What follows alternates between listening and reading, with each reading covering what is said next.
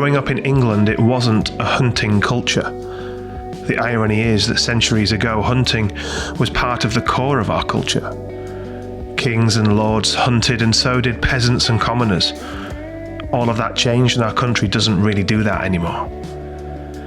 Hunting in England is an aristocratic endeavour only experienced by the wealthy. So I set out on an endeavour of my own. I crossed an ocean to go on my first deer hunt. I'm a carnivore. Meat has forever held a central place in my household. So I came to America to move my way through the gauntlet of field to table, to see the process firsthand, as organic as it can be, experiencing the journey of hunting and harvesting in its most raw form. Because I am a carnivore. It was my first whitetail hunt. And I knew there would be blood. Life is in the blood. I'm a carnivore. There's no meal without blood. Hunters are familiar with blood, but what I saw firsthand was that hunting is not a blood sport. And that idea was closer to the true origin of why I flew over an ocean in the first place. Hunting is not a blood sport, but blood is involved in a way often never understood by those who've never hunted.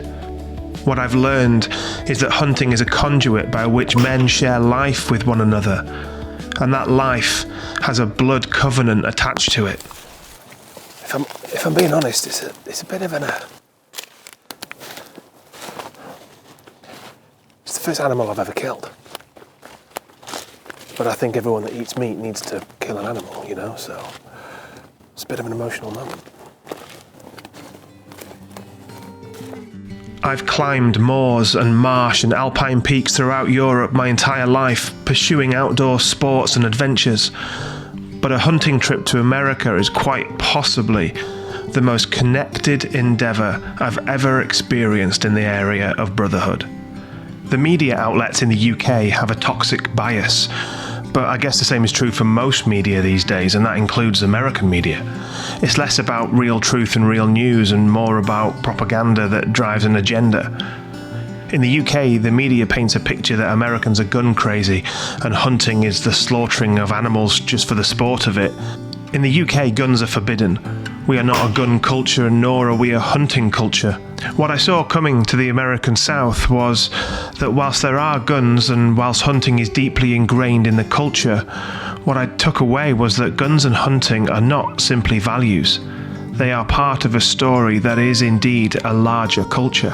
And that culture has far more to do with friendships, brotherhood, traditions, eating venison, gear, farming, more so than I ever realised. Jesus said, "Greater love has no one than this, to lay down one's life for his friends." Years ago, a brotherhood was born from the roots of Christian fellowship, and that covenant was the reason for the hunt.